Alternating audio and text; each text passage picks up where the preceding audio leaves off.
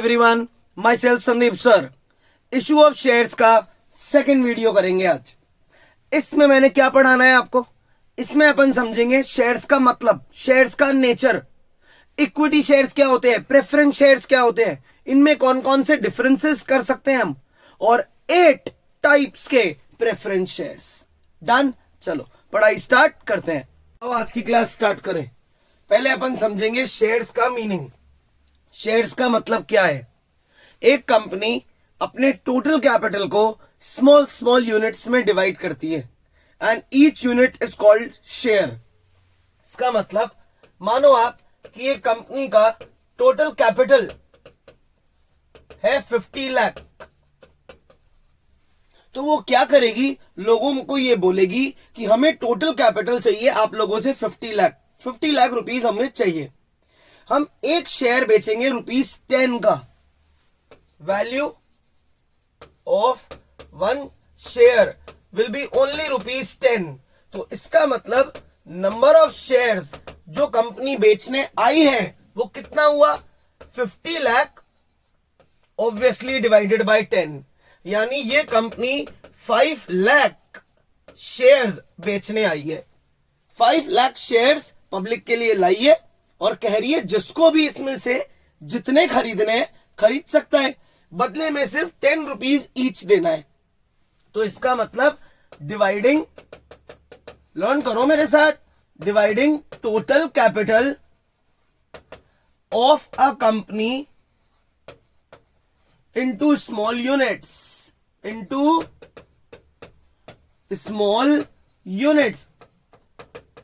and each unit is called share. Each unit is called share. ये होता है share का मतलब। एक चीज और बतानी है इसमें मुझे आपको about shares. Shares are always numbered, ये आप हमेशा ध्यान रखना, यहां लिख देता हूं, शेयर्स आर ऑलवेज नंबर्ड।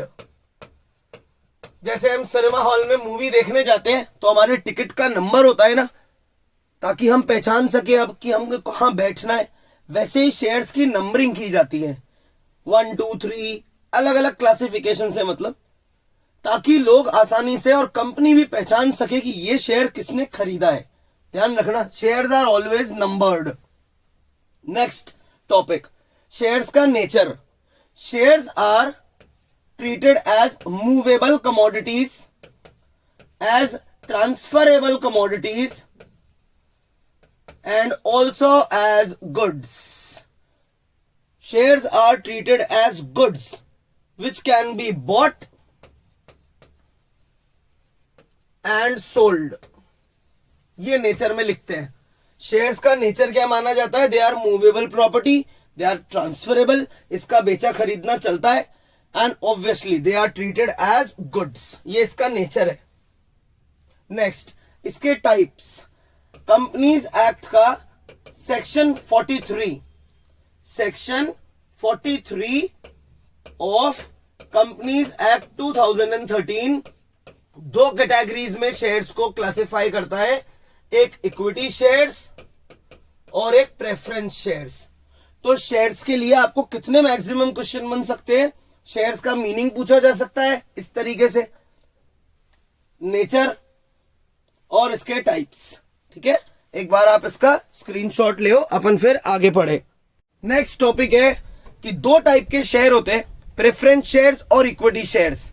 अपन इनके डिफरेंसेस पढ़ेंगे। अगर आप किसी के लिए लेबर करोगे तो मिलेगी सैलरी, आप किसी से लोन लोगे तो देना पड़ेगा इंटरेस्ट, और अगर आप शेयर्स में इन्वेस्ट करोगे तो बदले में जो इनकम मिलेगी it is called dividend. Shares के बदले जो इनकम मिलती है it is called dividend. Preference shares ऐसे शेयर होल्डर होते हैं जिन्हें कंपनी चाहे कितना भी प्रॉफिट अर्न करे, इनका डिविडेंड यानी इनका जो रिटर्न है वो कंपनी के प्रॉफिट पे डिपेंड नहीं करता। इनको एक फिक्स्ड रेट पे डिविडेंड दिया जाता है। तो rate of dividend preference share holders की क्या है? इट इज ऑलवेज फिक्स्ड, ये चेंज नहीं होती।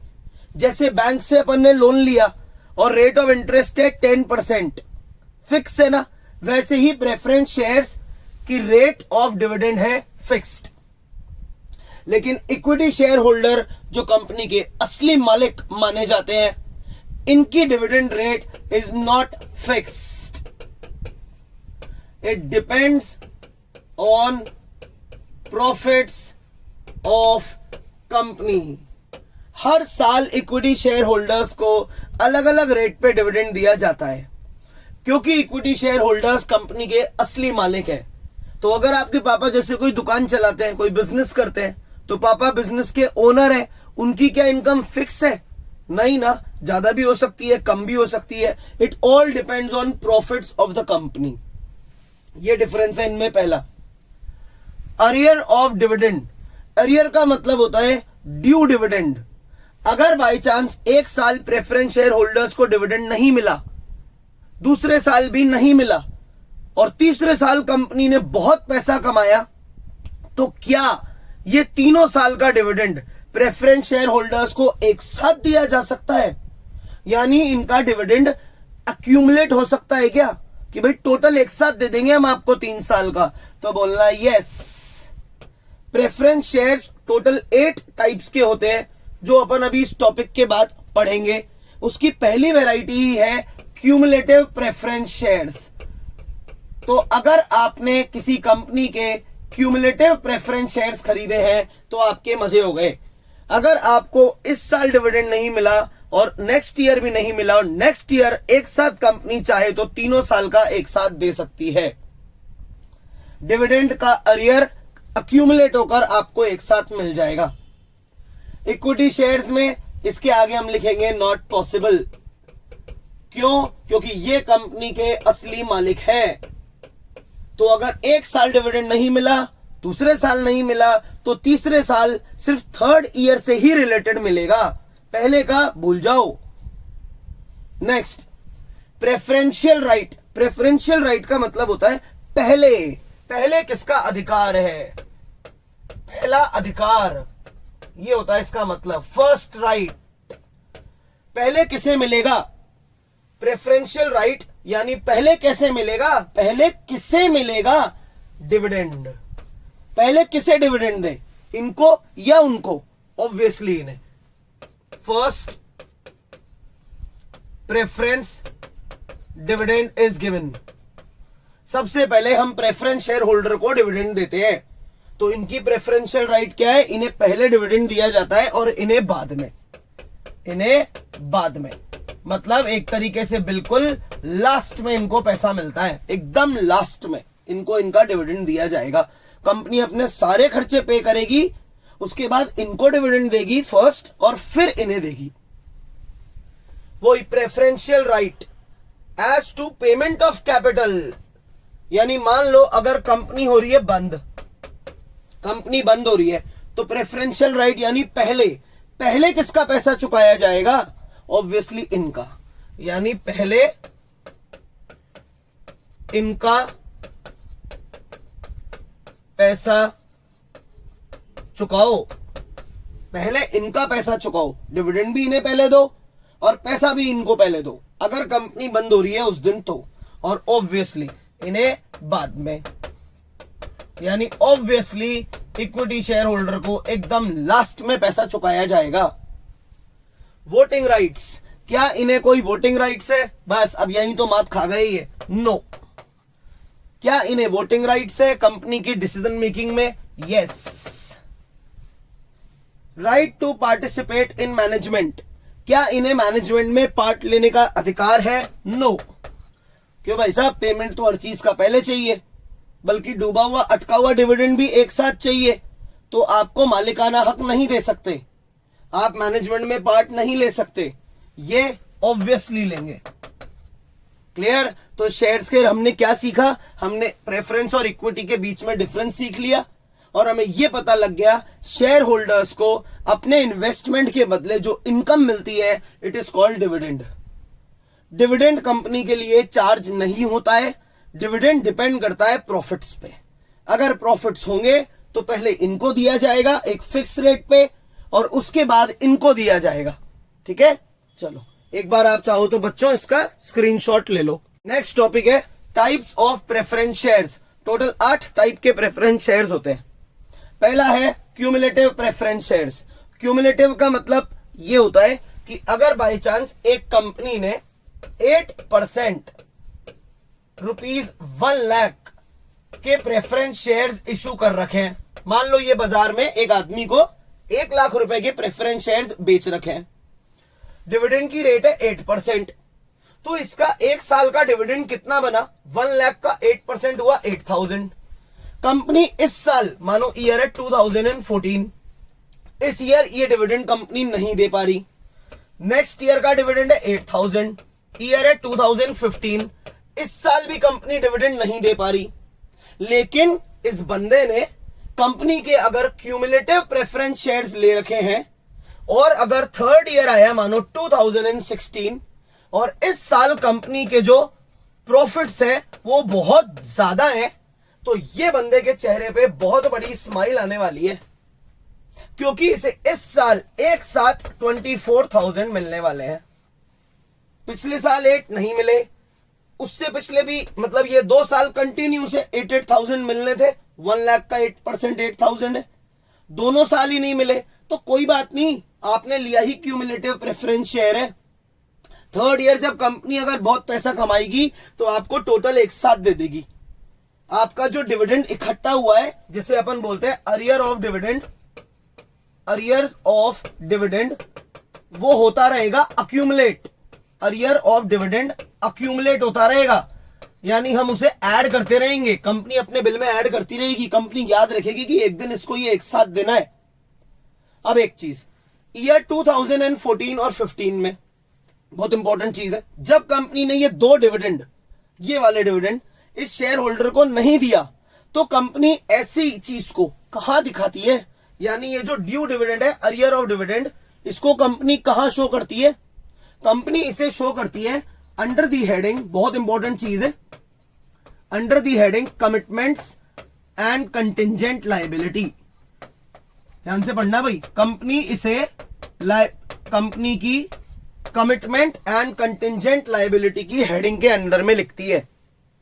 अरियर ऑफ डिविडेंड यानी ये जो 2 साल का टोटल डिविडेंड इकट्ठा हुआ था 16,000, इसको company commitment and contingent liability की मेन हेडिंग में लिखती है under the sub head commitment, क्योंकि कंपनी मानती है कि ये हमारा कमिटमेंट है कि हम आपको आपका ड्यू पैसा देंगे।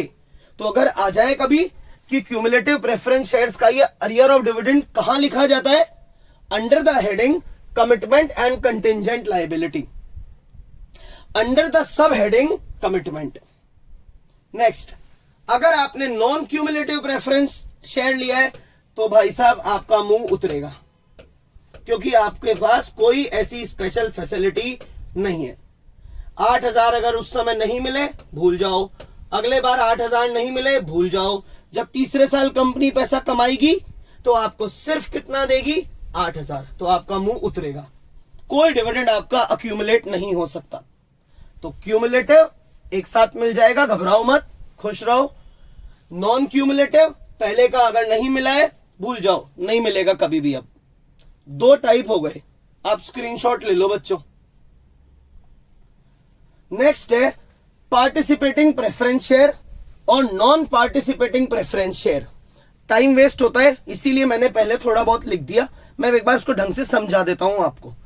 पार्टिसिपेटिंग प्रेफरेंस शेयर का मतलब, ध्यान से सुनना, पार्टिसिपेटिंग प्रेफरेंस शेयर मतलब कि एक बार कंपनी ने अपने सारे पेमेंट्स कर दिए, अपने बिजली के बिल, सैलरी एंड जितने फिक्स पेमेंट थे सब कर दिए, गवर्नमेंट को टैक्स भी दे दिया, प्रेफरेंस शेयर होल्डर्स को भी पेमेंट कर दिया, प्रेफरेंस शेयर होल्डर को उनका डिविडेंड दे दिया, इक्विटी शेयर होल्डर को भी डिविडेंड दे दिया।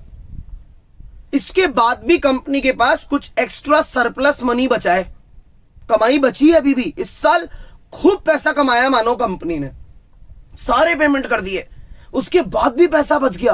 तो ऐसा पैसा अगर आपने कंपनी का पार्टिसिपेटिंग प्रेफरेंस शेयर खरीद रखा है तो इस सरप्लस मनी में से आपको एक्स्ट्रा डिविडेंड इसी साल और मिलेगा। आपने अपना फिक्स्ड जो डिविडेंड मिलना था वो ले लिया, उसके बाद कंपनी ने इक्विटी शेयर होल्डर्स को भी पे कर दिया, डबल एडवांटेज हो गई आपकी। और इसके बाद भी अगर कंपनी के पास पैसा बचता है तो उस बचे हुए पार्ट का भी आपको कुछ एडवांटेज मिलेगा। ये है फर्स्ट पॉइंट। ये आप इसको चाहे भी पढ़ लेना आराम से, मैंने समझा दिया। ये पहली फैसिलिटी, पहली एडवांटेज इन लोगों को मिलती है पार्टिसिपेटिंग को। अब दूसरी चीज देखो इनके साथ क्या फायदा होता है, ध्यान से देखना। दूसरा फायदा, सेकंड फायदा इनका पार्टिसिपेटिंग का, अगर कंपनी कभी बंद हो जाए, ये रहा, अगर कंपनी बंद हो जाए तो कंपनी क्या करेगी, सब लोगों को उनका पैसा वापस देगी। क्रेडिटर्स को, बैंक से लोन लिया है तो उनको, प्रेफरेंस शेयर होल्डर्स को उनका पैसा वापस चुकाएगी, इक्विटी शेयर होल्डर्स को भी उनका पैसा वापस चुकाएगी। फिर भी अगर कंपनी के पास कुछ पैसा बच गया at the time of wind up, सबके पेमेंट करने के बाद भी अगर कंपनी के पास कुछ पैसा बच गया तो इस सरप्लस मनी को कंपनी इन प्रेफरेंस होल्डर्स के साथ बांटेगी। दो फैसिलिटी मिलती है पार्टिसिपेटिंग को कि पहली, अगर सबका पेमेंट करने के बाद इस साल कुछ एक्स्ट्रा सरप्लस प्रॉफिट बचा है तो उस एक्स्ट्रा सरप्लस प्रॉफिट का कुछ हिस्सा ये लोग शेयर करेंगे। सेकंड, अगर कंपनी बंद ही हो गई और कंपनी ने सबका फुल एंड फाइनल पेमेंट कर दिया, इक्विटी वालों को भी चुका दिया उनका पैसा, उसके बाद भी अगर कुछ बचता है तो वो सरप्लस भी इन लोगों के साथ बांटा जाएगा। ये लिखा है इन दो में, आप आराम से इनको पढ़ लेना। लेकिन अगर आपने कंपनी का पार्टिसिपेटिंग की जगह नॉन पार्टिसिपेटिंग शेयर खरीदा है, नॉन पार्टिसिपेटिंग, तो भाई साहब आपको डिविडेंड मिलेगा मात्र एक बार। अपना एक फिक्स डिविडेंड लो और जाओ। इसके बाद आना मत ये पूछने कि कंपनी के पास और पैसा है या नहीं, आपको उससे कुछ नहीं मिलने वाला, क्योंकि आपने जो शेयर खरीदा है उसका नाम है non participating preference share. Second बात, अगर कंपनी आज बंद हो जाए और एक बार कंपनी ने आपको आपका पैसा पूरा ईमानदारी से वापस दे दिया, तो उसके बाद आप वापस पूछने मत आना अब कि कंपनी मेरे को चुकाए बाद, इक्विटी शेयर होल्डर को चुकाए बाद कोई सरप्लस मनी बचा है क्या, क्योंकि उस सरप्लस मनी में से आपको कुछ नहीं मिलेगा, क्योंकि आपने कंपनी का नॉन पार्टिसिपेटिंग प्रेफरेंस शेयर लिया है। क्लियर? चलो एक बार आप इसका भी बच्चों आराम से स्क्रीनशॉट ले लो। नेक्स्ट है रिडीमेबल प्रेफरेंस शेयर। देखो, रिडीमेबल का मतलब होता है पैसा वापस चुकाना। तो क्या है, सेक्शन 55, ये रहा सेक्शन 55 जो है, बहुत इंपॉर्टेंट सेक्शन है ये, कंपनीज एक्ट 2013 जो बनी थी, उसका सेक्शन 55 ये कहता है कि रिडीमेबल प्रेफरेंस शेयर्स का पैसा आफ्टर अ सर्टेन टाइम, 10 साल 15 साल जो भी है, इनको इनका पैसा वापस चुकाओ। रिडीमेबल मतलब रीपेड, पैसा वापस चुकाना, कि भाई तुम्हें तुम्हारा पैसा आफ्टर अ सर्टेन टाइम वापस मिलेगा। हमने जिंदगी भर के लिए तुम्हारा पैसा नहीं ले रखा, वो तो इक्विटी शेयर का होता है। तो अगर आपने प्रेफरेंस शेयर्स में रिडीमेबल खरीद रखा है तो खुश रहो। एक तरीके से मान लो आपने कंपनी को उधार दे रखा है एक फिक्स टाइम के लिए, वो पैसा आपको एक वक्त बाद वापस मिल जाएगा। कौन से सेक्शन के अकॉर्डिंग है ये रूल? सेक्शन 55, ध्यान रखना, सेक्शन 55 के सारे रूल्स फॉलो करती है कंपनी और उस अकॉर्डिंग इनको वक्त पे इनका पैसा वापस दे देती है। रिडीमेबल का उल्टा क्या होता होगा?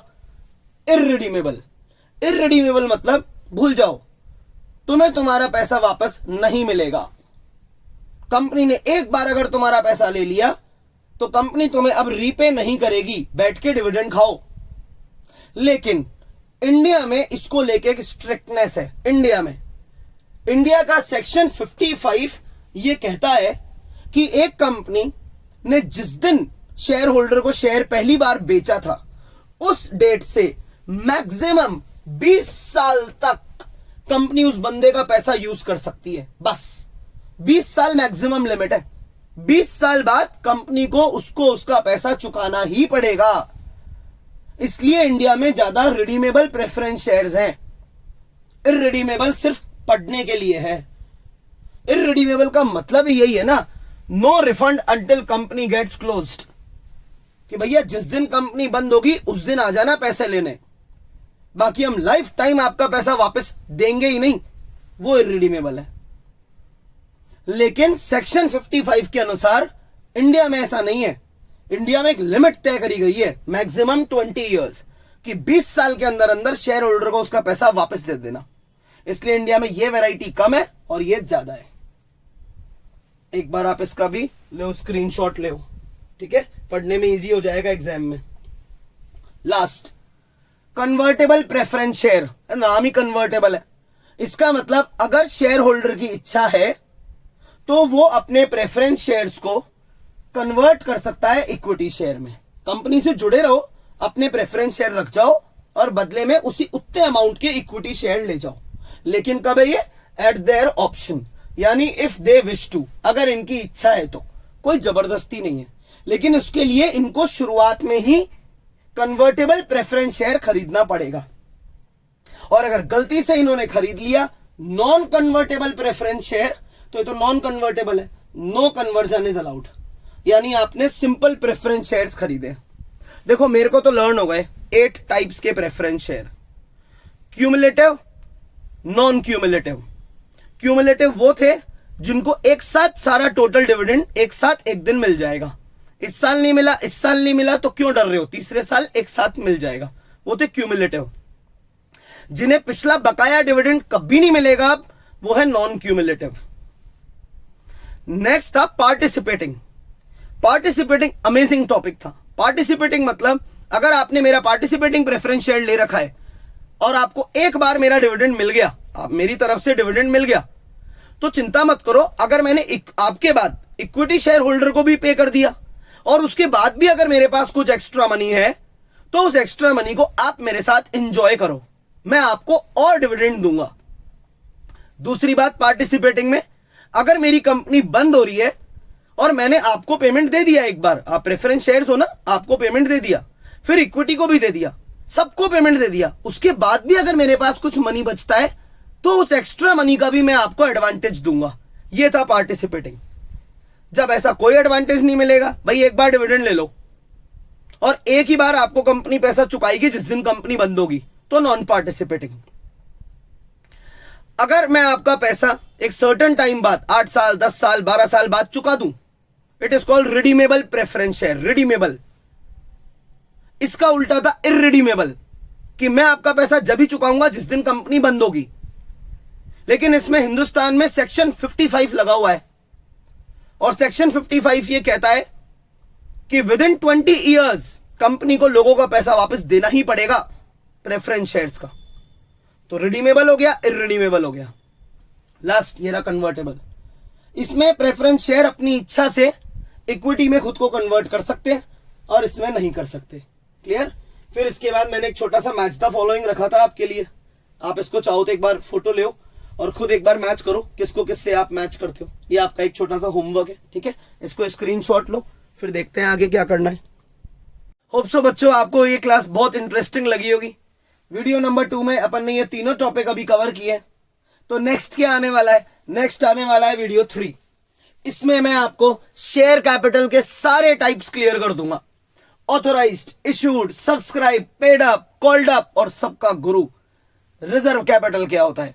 अगर आपको इनका मतलब नहीं पता है तो ये वीडियो जरूर देखें, लेकिन कैसे देखें उसके लिए आप संदीप सर, भानु सर नाम का चैनल बस सब्सक्राइब कर लें और बेल आइकन को दबा दें, ताकि जैसे ही मैं ये वीडियो अपलोड करूं आपको नोटिफिकेशन मिल जाए। डन? मिलते हैं अगली क्लास में।